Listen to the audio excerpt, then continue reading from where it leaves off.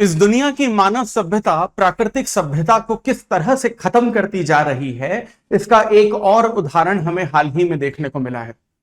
जब human species develop हुई थी, इंडस्ट्रियलाइजेशन आया था, मॉडर्न टेक्नोलॉजीज आई थी, तो ह्यूमन स्पीशीज से ये एक्सपेक्ट किया गया था कि इस अर्थ को, इस नेचर को वो और ज्यादा प्रोटेक्ट करेंगे। लेकिन अपने सेल्फिशनेस के नेचर की वजह से, इस कैरेक्टरिस्टिक की वजह से क्लाइमेट चेंज और ग्लोबल वार्मिंग को हम उसके पीक स्टेटस पर लेकर आए हैं। और जिस अर्थ की वजह से ह्यूमन स्पीशीज जिंदा है, उसी अर्थ को हम लोग खत्म करने की कगार पर आ चुके हैं। इसी तरीका का एग्जाम्पल हमें केरला के इडुक्की डिस्ट्रिक्ट से देखने को मिल रहा है, जहां पर नील कुरुंजी प्लांट या फ्लावर स्पीशी, जो ऑलरेडी आपके इकोलॉजिकल सिस्टम का एक बहुत इंपॉर्टेंट पार्ट है और क्रिटिकली इंडेंजर्ड स्पीशीज में आता है शेड्यूल 3 1972 के एक्ट में, अब वो भी पूरी तरीके से खत्म होने जा रहा है। हमें पता है कि ये एक ऐसा फूल है जो टूरिज्म के लिए बहुत ज्यादा इंपॉर्टेंट है, इकोलॉजिकल बायोडायवर्सिटी के लिए बहुत ज्यादा इंपॉर्टेंट है, और 12 साल बाद ही दोबारा से ये उगता है। लेकिन मानव इतना ज्यादा लालची हो चुका है कि जमीन को तो छोड़िए, पहाड़ों को तक को यहां पर मानव नहीं छोड़ रहे हैं। लैंड इंक्रोचमेंट कर रहे हैं, जमीन हड़प रहे हैं, घर बना रहे हैं, सिविलाइजेशन स्टैब्लिश कर रहे हैं, इंडस्ट्रीज को स्टार्ट कर रहे हैं, और इसी तरीके का हमें एक दुर्व्यवहार जो है केरला में देखने को मिला है।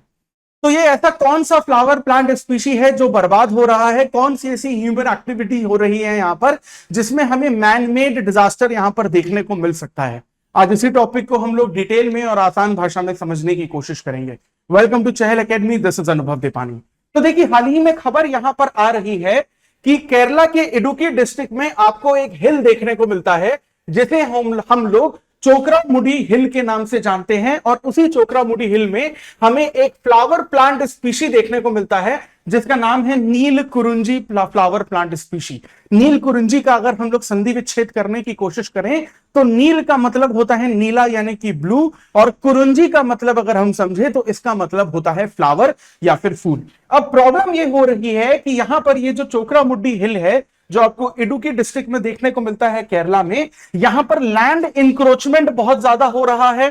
यहां पर इलीगली यहां पर जो प्लांट स्पीशीज हैं उनको पूरी तरीके से वाइप आउट किया जा रहा है, जमीनों को साफ किया जा रहा है ताकि इंडस्ट्रियलाइजेशन के लिए इसका ज्यादा से ज्यादा इस्तेमाल किया जा सके। और ये जो नील कुरुंजी प्लांट्स हैं इनको बहुत ज्यादा नुकसान हो रहा है। थोड़ी सी राहत की बात यहां पर है कि कुछ जमीनों को यहां पर फिर भी छोड़ दिया गया है, तो नील कुरुंजी जो प्लांट्स हैं या फिर फ्लावर है वहां पर दोबारा से उग रहे हैं। अब प्रॉब्लम यहां पर यह है कि 12 साल में एक बार ही उगते हैं, यानी कि एक बार अगर ये नष्ट हो गए तो इस इकोलॉजिकल बायोडायवर्सिटी को हमें रिवाइव करने के लिए शायद 1 से 2 दशकों का इंतजार भी करना पड़ेगा। तो अब लोकेशन के हिसाब से इसको थोड़ा सा डिटेल में हम लोग समझने की कोशिश करते हैं। देखिए, जो चोकरामुडी हिल है ये इडुक्की डिस्ट्रिक्ट में आती है केरला में, जिसके बारे में इंट्रोडक्शन में हम लोगों ने यहां पर बात कर ही लिया है। और ये जो पूरा का पूरा आपका इडुक्की डिस्ट्रिक्ट है ये अपनी रिच बायोडायवर्सिटी और इकोलॉजिकल जोनिंग सिस्टम के लिए जाना जाता है। ये जो आपका नील कुरुंजी फ्लावर प्लांट है, साइंटिफिक तौर पर हम लोग इसे स्ट्रोबेलियंथिस कुंथियाना के नाम से भी जानते हैं। ये बेसिकली इसका साइंटिफिक नेम है। तो आपकी एग्जामिनेशन पर्सपेक्टिव से यहां पर 2-3 चीजें आपको समझनी पड़ेगी। एक तो नील कुरुंजी फ्लावर के बारे में आपको पढ़ना पड़ेगा, दूसरा इसका साइंटिफिक नेम जो है वो आपके प्रीलिम्स में पूछा जा सकता है। Places in news current affairs में बहुत बड़ा पार्ट होता है, तो इडुक्की डिस्ट्रिक्ट को आप ले लीजिए या फिर चोकरामुडी हिल्स को ले लीजिए, ये फिर से आपके ज्योग्राफी के हिसाब से, मैपिंग के हिसाब से करंट अफेयर का आपका एक टॉपिक बन सकता है। अब ये जो बेसिकली फूल है वो हर 12 साल में आपको उगता हुआ दिखता है, और जब ये पूरा का पूरा वैली कवर कर लेता है चोकरामुडी हिल का, तो ये ऐसा लगता है कि नीला आसमान जो है वो पहाड़ पर उतर आया है। इतना ज्यादा ब्रेथ टेकिंग जो व्यू है वो आपको देखने को मिलता है। आज की रिसेंट अगर आप बात करें आज की तारीख में, तो केरला के अलावा फिलहाल ये बेसिकली आपको जो फूल है वो कर्नाटका में भी उगता हुआ दिखेगा। और अपकमिंग जो बेसिकली ब्लूमिंग सीजन है इस फूल का वो आपको 2026 में देखने को मिलेगा। लेकिन उससे पहले ही यहां पर इस प्लांट स्पीशी को पूरी तरीके से बर्बाद किया गया। Now please look at this flower, how beautiful it looks. और इमेजिन करिए कि पूरे के पूरे पहाड़ पर लाखों करोड़ों की संख्या में अगर इस तरीके के फूल एक बार उगेंगे तो वो कितने सुंदर लगेंगे। और ये सिर्फ इमेजिनेशन नहीं है, ये रियलिटी है, क्योंकि आपका ये इडुक्की डिस्ट्रिक्ट हर 12 साल में इस तरीके से पूरा का पूरा नीला आसमान दिखता है, वैली पूरी इस फ्लावर से भर जाती है। अब इस फ्लावर के बारे में थोड़ी सी टेक्निकल चीजें आपको समझनी पड़ेगी केरला के अलावा आज की तारीख में ये कर्नाटका में उग रहा है। कर्नाटका में आपके पास एक जगह है जिसका नाम आपने सुना ही होगा, चिकमंगलूर डिस्ट्रिक्ट। चिकमंगलूर डिस्ट्रिक्ट में आपको एक मुल्यनगिरी पीक देखने को मिलती है। वहां पर अभी इसका ब्लूमिंग जो सीजन है वो चल रहा है, और ये जो फूल है वो मीन सी लेवल पर नहीं उगता, लेकिन 1300 मीटर से लेकर 2400 मीटर की जो हाइट है इसके बीच में बेसिकली ये फूल जो है ये आपको उगता हुआ देखने को मिलता है। अब करंट सिचुएशन यहां पर यह है कि इलीगल कंस्ट्रक्शन जो है इस इडुक्की डिस्ट्रिक्ट में चल रहा है। लैंड इंक्रोचमेंट बहुत ज्यादा से ज्यादा किया जा रहा है, और ये जो नीलकुरिंजी प्लांट्स है वो पूरी तरीके से डिस्ट्रॉय हो रहे हैं, और लैंडस्केप को यहां पर डैमेज किया जा रहा है, और दोबारा उगने में इसे करीबन 12 साल लग सकते हैं। तो सबसे बड़ी प्रॉब्लम तो ये है कि बायोडायवर्सिटी यहां पर खत्म हो रही है। बायोडायवर्सिटी को आसान भाषा में आप इस तरीके से समझ सकते हैं कि एक ही रीजन पे, एक ही जगह पे, एक ही इकोसिस्टम, एक ही इकोलॉजिकल जोन में जब आपको अलग अलग तरीके के स्पीशीज बहुत सारे देखने को मिलते हैं, एक ही तरीके के स्पीशीज जब बहुत सारे देखने को मिलेंगे वो बायोडायवर्सिटी नहीं है। अलग अलग तरीके के स्पीशीज जब बहुत सारे देखने को मिलते हैं वो बायोडायवर्सिटी है। तो बायोडायवर्सिटी यहां पर खत्म हो रही है। वाइल्ड लाइफ को बेसिकली यहां पर बहुत ज्यादा खतरा है, क्योंकि अगर आप लैंड इंक्रोचमेंट कर रहे हैं तो ये लैंड इंक्रोचमेंट का नुकसान आपको नीलगिरी वाइल्ड एलिमेंट्स के ऊपर भी यहां पर देखने को मिलेगा, क्योंकि ये जो फ्लावरिंग ब्लूम सीजन का रीजन है वो भी वही है, और नीलगिरी जो एलिफेंट्स है उनका भी रीजन एग्जैक्टली वही होता है।